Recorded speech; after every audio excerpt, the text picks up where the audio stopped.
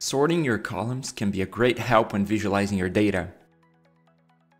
Want to know what the largest sale in your spreadsheet is? Just select your header row and click on the funnel symbol.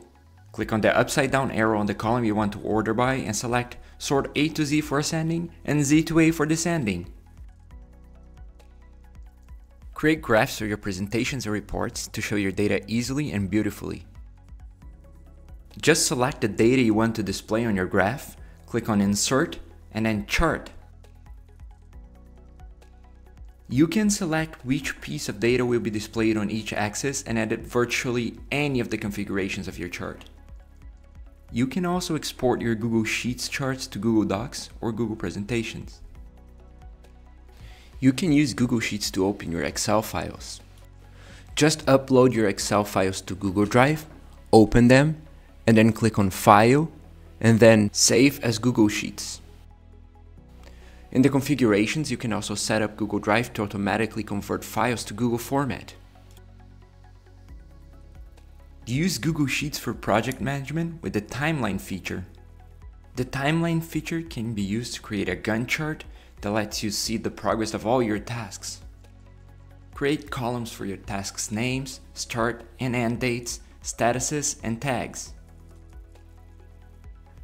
Once you've added some data to your table, click on Insert and Timeline.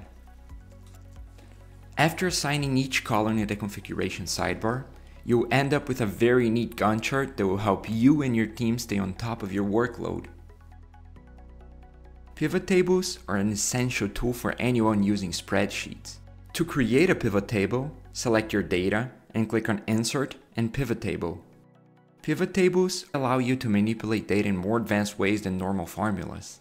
Configure your pivot table by choosing what part of your data you want to pivot as a column, row, or value. You can also use custom formulas to pivot data in ways that aren't built in. Merging cells can help with the design of your spreadsheets. Select the cells you want to combine and click on the merge symbol. If you're selecting more than one row or column at the same time, you can use merge vertically to merge only within columns, or merge horizontally to merge only within rows.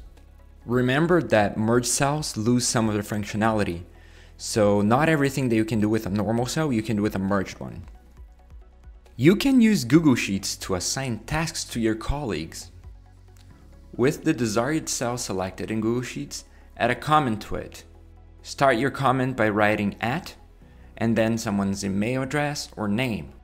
After you've typed the entire email address, mark the box Assigned to and the person's name. This person will get an email or a notification, and when they are done with the task, they can mark it as completed in the comment. Do you know the Protect Range feature in Google Sheets? When you have shared documents, there's always a risk someone might edit or delete something accidentally from your spreadsheet. Just select the columns or rows you want to be protected, then click on Data, and then Protect Sheets and Ranges.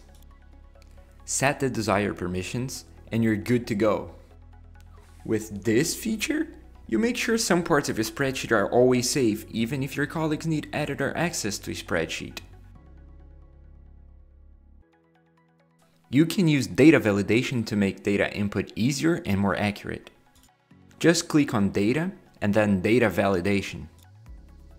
Create rules for what your data should be like, and you're good to go. Get ahead of the headache of having incorrectly formatted data. Now, text cells will even have a drop-down list where people can select the value to be input from. And when you click on a data formatted cell, a calendar will pop up. Google Sheets has a Google Translate formula. It lets you easily translate cells into different languages. Just type the Google Translate formula and select the cell you want to translate and the languages you want to translate to and from. Just like that, you can have an entire column translated. Follow us for more Google Workspace tips and get Kanbanchi, the only task and project management app designed for Google Workspace.